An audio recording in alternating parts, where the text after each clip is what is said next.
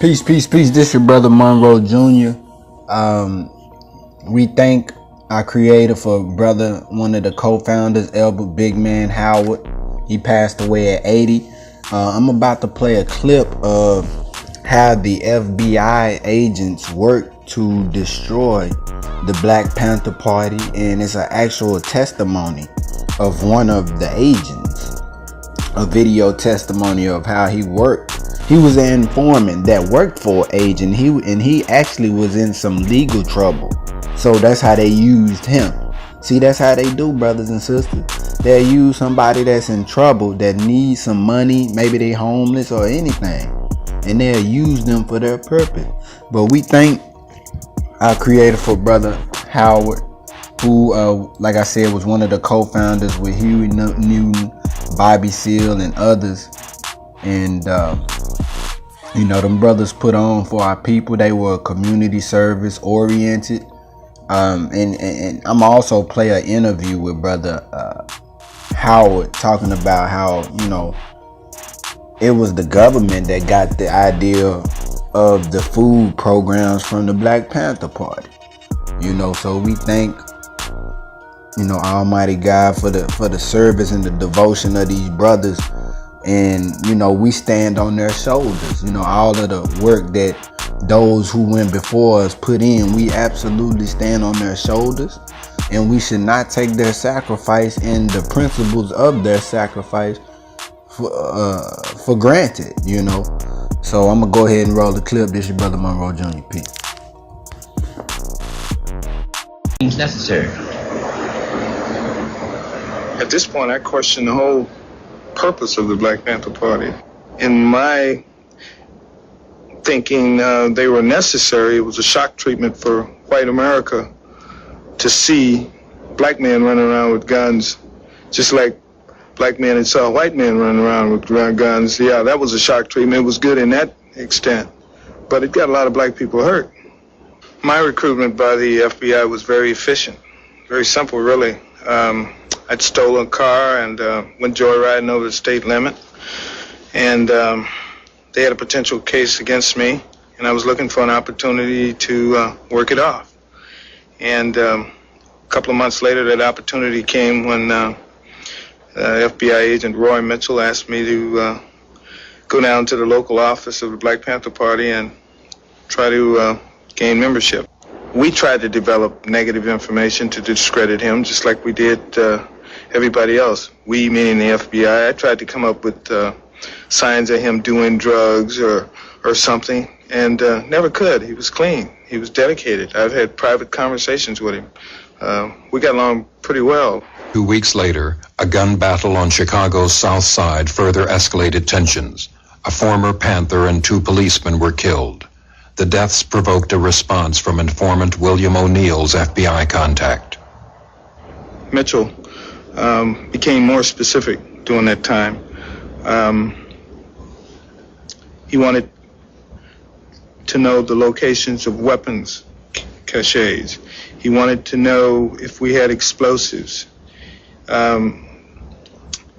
He needed to know who was staying at what locations, who spent the night where. His information didn't change so much as he requested more detail. And I knew why.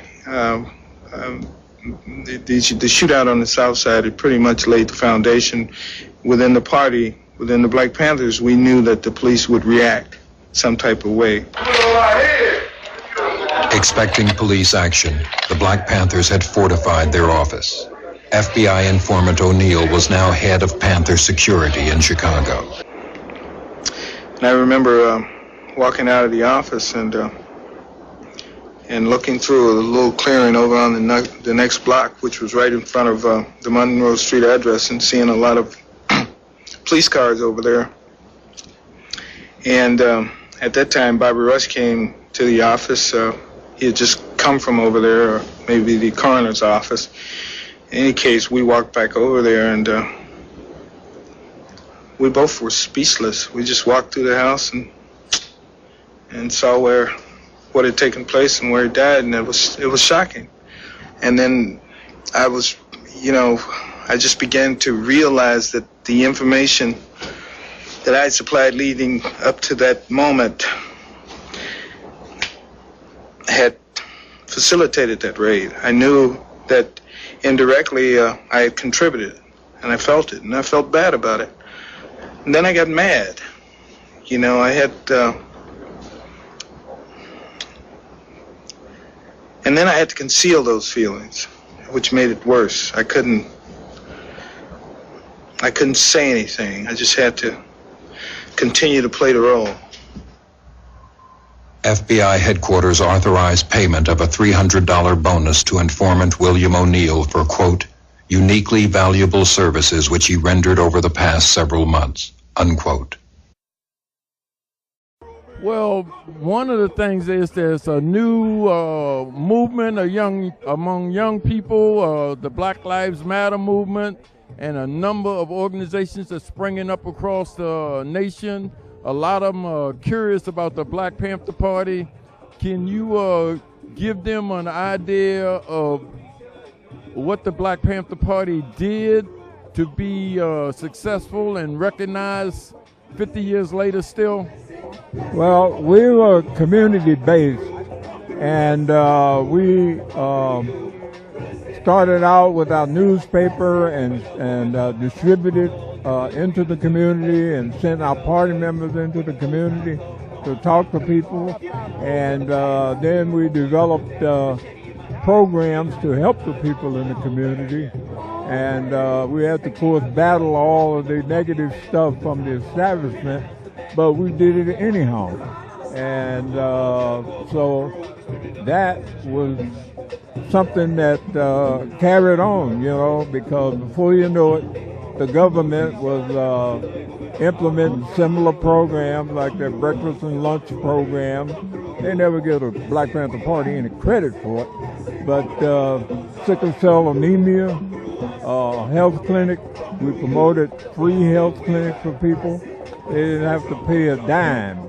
And we got people, of course, in the medical profession right out of the community. These people would go do their job, and when they're free time, they would come to the free clinic and contribute. So, that kind of thing resonated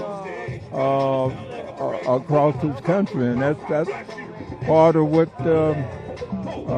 made people know who we were. Is there any advice that you would give young people now, recognizing they still have to find their own way and set up their own programs, but is there any advice you could share that you might have learned over these 50 years that might be beneficial to them?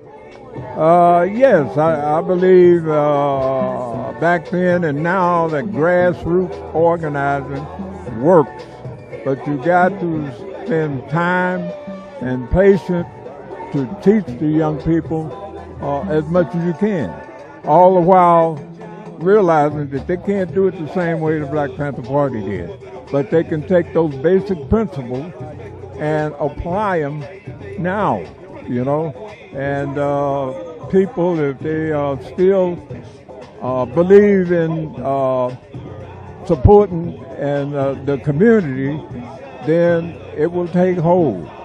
It takes a little time, but I firmly believe myself that it will take hold.